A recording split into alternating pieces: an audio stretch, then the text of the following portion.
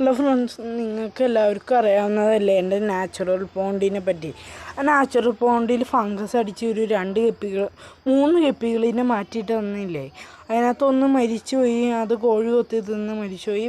2 എണ്ണം മറ്റേ പായൽ മാറ്റിയിട്ട് ടാങ്കിൽ കിടക്കണ്ടായിരുന്നു. അത് ഇതിനകത്തുനിന്ന് 2 എണ്ണം മരിച്ചുപോയി. നാച്ചുറൽ ടാങ്കിൽ തന്നെ കണ്ണു വയ്യാത്തത് 2 ഗപ്പി കിടക്കണ്ടായിരുന്നു. അതിനെ മറ്റേ പായൽ മാറ്റി ഇട്ട് നോക്കി, അതിനെയും കഴിച്ചു. പിന്നെ ഒരു കുഞ്ഞു ഗപ്പി പായൽ മാറ്റിയപ്പോൾ പെട്ടുപോയില്ലേ, അത് എന്തോ പറ്റി, മഴ പെയ്ത് വെള്ളം നിറഞ്ഞ് അങ്ങനെ അത് ഡെഡായി.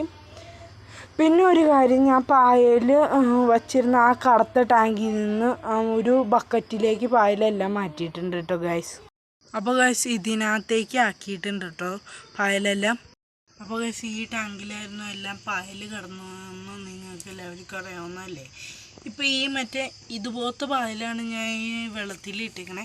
അടിയിൽ മണ്ണിട്ട് കൊടുത്തു. മണ്ണെന്ന് പറയാൻ പറ്റില്ല, കല്ലിട്ട് കൊടുത്തു.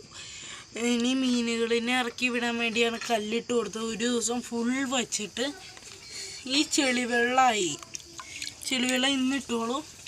ചെളിവെള്ളം മാറിക്കഴിഞ്ഞിട്ട് കുറച്ച് ഗപ്പികൾ, നമ്മുടെ മിക്സഡ് ഗപ്പികളിനെ പിടിച്ചിങ്ങടേക്ക് ഇടും. വളർച്ച വലുതാക്കാൻ വേണ്ടിയാണ് ഇത്.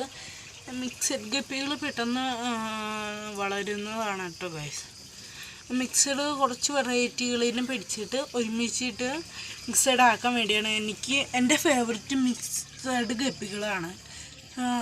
അതെന്നാന്ന് വെച്ചാൽ ഒരേ കളറുള്ള ഗപ്പികളല്ലാണ്ട് വേറെ കളറുള്ള ഗപ്പികളാണ് മിക്സഡ് ഗപ്പികളാവണേ. അത് ഒരേ ലൈനേജ് അല്ല കേട്ടോ ഗൈസ്.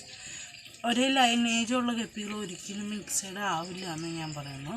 എൻ്റെ ഫേവററ്റ് കുറച്ച് ഒരു ഡ്രാഗൺ വെറൈറ്റിയിൽ പെട്ട 2 എണ്ണം ഉണ്ട്. അതിന് മിക്സഡ് ആക്കുന്നുണ്ട്. പിന്നെ റെഡ് ഗപ്പികളിന് മിക്സഡ് ആക്കുന്നുണ്ട് എന്ന് പറഞ്ഞ് ഞാൻ നിർത്തുന്നു. ഈ വീഡിയോ ഇഷ്ടപ്പെടുകയാണെങ്കിൽ ലൈക്ക്, ഷെയർ, സബ്സ്ക്രൈബ്.